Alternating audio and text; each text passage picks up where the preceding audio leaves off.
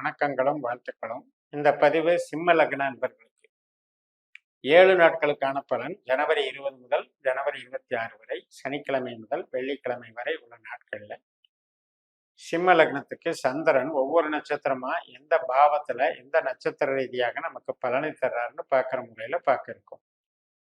இப்ப சிம்ம லக்னத்துக்கு 2ஆம் வீட்டுல கேது இருக்காரு, 5ஆம் இடத்துல செவ்வாய் புதன் சுக்கிரன் இருக்கிறது, 6ஆம் இடத்துல சூரியன் இருக்கு, 7ஆம் இடத்துல சனி இருக்கு, 8ஆம் இடத்துல ராகு இருக்கு, 9ஆம் இடத்துல குரு இருக்காரு.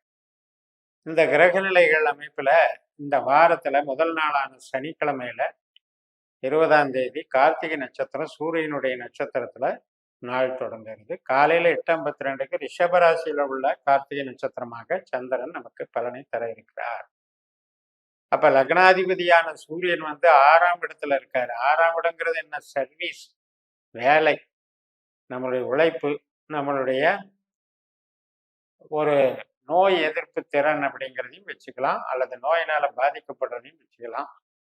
பகை, கடன் அப்படிங்கிறதும் 6ஆம் இடத்துல இருக்கு. இப்படி 6ஆம் இடத்துல சூரியன் 6ஆம் இடத்திலேயே சொந்த நட்சத்திரத்துல இருக்கும்போது 6ஆம் இடத்தை அதிகமாக பலப்படுத்துகிறார் அப்படின்றதுதான் அர்த்தம்.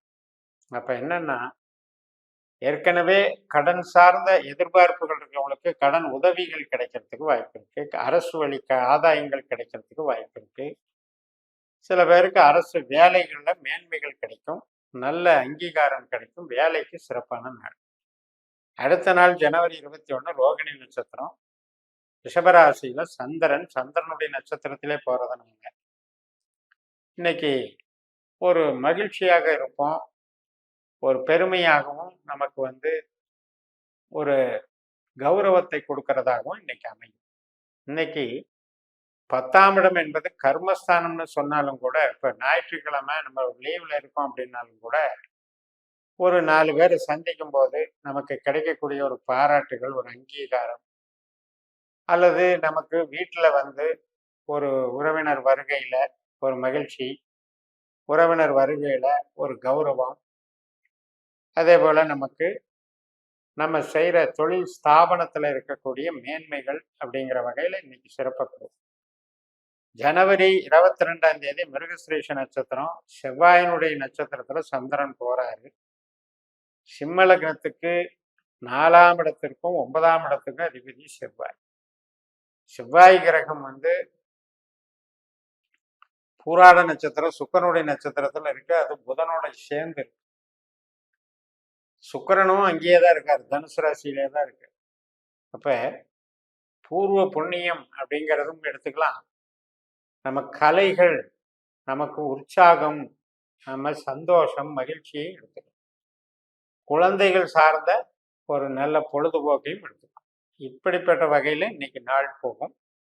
அதுல செவ்வாய் சுக்கிரன் நட்சத்திர சாரம் என்பது கொஞ்சம் உறவுகள், அதாவது ஆண் பெண் உறவுல பருவ கிளர்ச்சிகள்ல தர்றதுல முக்கிய பங்கு வகிக்குங்கிறத ஞாபகம் வச்சுக்கிட்டு, ஆணாக இருந்தாலும் பெண்ணாக இருந்தாலும் இந்த பழக்க வழக்க சார்ந்த விஷயங்கள்ல ஒரு எமோஷனலி அட்டாச்மெண்ட் உருவாகிறதுல சஞ்சலங்கள் ஏற்படுங்கிறத மனசுல வச்சுக்கணும். ஜனவரி 23ஆம் தேதி திருவாதிரை நட்சத்திரம், நமக்கு லாபஸ்தானத்துல மிதுன ராசியில ராகுவோட நட்சத்திரத்துல சந்திரன் பயணிக்கிறாரு. ராகு நமக்கு 8ஆம் வீட்டுல இருக்காரு. அதனால கொஞ்சம் கடினமான உழைப்பா இருக்கும், ஒர்க்லோட் அதிகமா இருக்கும், கொஞ்சம் தாமதமா வேலை முடியாம போய்கிட்டே இருக்கும், அதனால ஸ்ட்ரெஸ் ஏற்படும். கொஞ்சம் சில பேருக்கு பேச்சுவார்த்தைகள் ஏற்படக்கூடிய முன்கோபங்களை காட்டும். நம்ம இவ்வளவு வேலை செஞ்சும் ஒரு அங்கீகாரம் இல்லை, நம்மளை ஒரு ஒரு நல்ல முறையில அவங்க ரிசீவ் பண்ண மாட்டேங்கிறாங்க, ரெகக்னைஸ் பண்ண மாட்டேங்கிறாங்க அப்படின்ற அந்த ஏக்கத்தையும் தாக்கத்தையும் இந்த ராகு உண்டு பண்ணுவார். அப்படி இருக்கும்போதும் கூட நமக்கு 5ஆம் இடத்துல இருக்கக்கூடிய புதன் என்ன செய்வார் அப்படின்னா, ஒரு பெரிய வீழ்ச்சியை தந்துட மாட்டார். ஓகே, ஃபேஸ் பண்ற ஒரு வலிமையை கொடுத்து அதை சமாளித்து கொண்டு போக பார்த்துக்குவார். அடுத்த நாள் ஜனவரி 24 புனர்பூசம் நட்சத்திரம், குருவனுடைய நட்சத்திரம். இப்போ குரு நமக்கு சிம்மத்துக்கு பாக்கியஸ்தானத்தில் 9ஆம் இடத்துல இருக்காரு. அது ஒரு கௌரவம், நமக்கு ஏற்படக்கூடிய பூர்வீகத்திலே ஆகட்டும், தந்தை வர்க்கத்திலேயாட்டும் ஒரு மரியாதை, குலதெய்வ கோயில், கோயில் சார்ந்த விவகாரங்கள்ல ஏற்படக்கூடிய ஒரு அங்கீகாரம், ஆராய்ச்சி கல்வி, இதில் இப்போ நம்ம ஜாயின் பண்ணுறது அல்லது ஆராய்ச்சி கல்வியில் ஏற்படக்கூடிய அங்கீகாரம், இதெல்லாம் இன்னைக்கு நாள் வந்து சிறப்பாக கொண்டு போகும். பெரிய மனிதர்கள் ஆசீர்வாதமும் அனுகிரகமும் ஒரு சந்திப்பும் உண்டாகி அதுக்கு வந்து வளர்ச்சியை கொடுக்கும். 2ஆம் இடத்துல இருக்கிற கேது வந்து நமக்கு பண வரவை அடையாளம் காட்டுறாரு.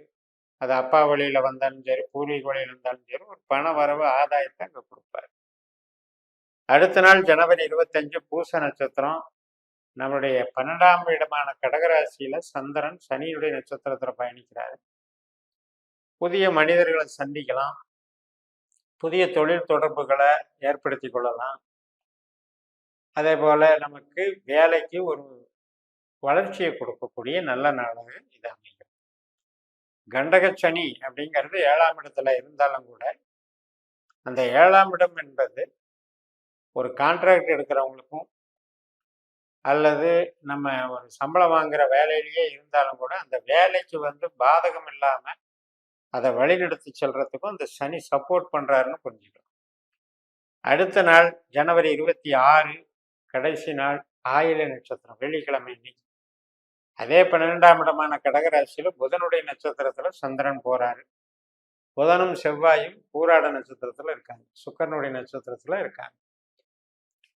அப்ப இந்த 5ஆம் இடம் என்பது மிகப்பெரிய பங்கு வகிக்கிறது. அதனால இன்னைக்கு உற்பத்தி சார்ந்த தொழில்கள்ல அவ்வளவு வலு இருக்காது. ட்ரேடிங், மேனுஃபேக்சரிங் இதுல வந்து அவ்வளவு வலு இருக்காது. அதே கன்சல்டிங் பண்றவங்க, மீடியாவில் இருக்கவங்க மற்றும் இப்போ நம்ம வந்து ஒரு கமிஷன் வகை தொழிலில் ஈடுபட்டு இருக்கவங்க, இவங்களுக்கெல்லாம் ஒரு ஆதாயமாக இருக்கும். அதாவது கன்சல்டிங் பிஸ்னஸ் அப்படிங்கிறது சிறப்பாக இருக்கும். அதே மாதிரி படிப்பு, போதனா மார்க்கம், ஒரு ப்ரொஃபஸராக இருக்கவங்க இவங்களுக்கெல்லாம் சிறப்பாக இருக்கும். ஸோ ஐடி லைனில் இருக்கவங்களுக்கும் வளர்ச்சிகள் நன்றாக இருக்கும். இதே கடைசி நாள்லையும் அந்த புதன் வந்து என்ன பண்ணுறாரு, சுக்கர நட்சத்திரத்தில் செவ்வாயோட சேர்ந்து இருக்கார். அதனால அந்த செவ்வாய் வந்து கொஞ்சம் பிடிவாத குணத்தை காமிக்கும். எனக்கு இது இருந்தால் தான் செட் ஆகும், அல்லது இது ஏன் நமக்கு கிடைக்கல அப்படின்ற ஒரு மன அழுத்தம், ப்ரெஷர் இதையெல்லாம் வரவழைக்கும். ஸோ அதுக்கு இடம் கொடுக்காம நம்ம வந்து ஒரு ஈடுபாட்டை வளர்த்துக்கணும். இந்த நாளை வந்து எப்படி பயன்படுத்தலாம், எப்படி கிரியேட்டிவிட்டியாக கொண்டு போகலாம், இன்னைக்கு தோன்றக்கூடிய யோசனைகள் வந்து நமக்கு நன்மையை தரும். எப்பவுமே 5ஆம் இடங்கிறது ஒரு இறையருள் மாதிரி, ஒரு தனக்குன்னு ஏற்படக்கூடிய ஒரு உள்ளுணர்வு மட்டுமல்ல, அந்த திறமைகளை வெளிப்படுத்தக்கூடிய ஒரு விஷயம்.